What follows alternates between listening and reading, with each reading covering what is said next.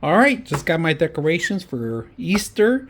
Beautiful decorations. Now, it comes in pieces, all right, that you have to put together. It's like a little puzzle piece, all right? So, it's 3 pieces for each. They give you the stabilization so you can actually stabilize them together and then put in your grass. We're going to put these together and see how beautiful they look.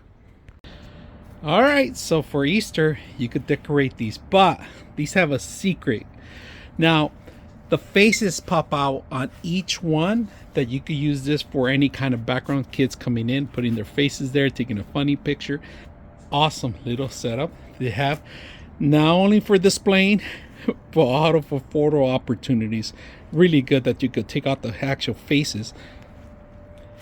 This one, easy cutouts. It took me about 2 minutes to set up. Very beautiful, easy to use. I hope you guys enjoy the video.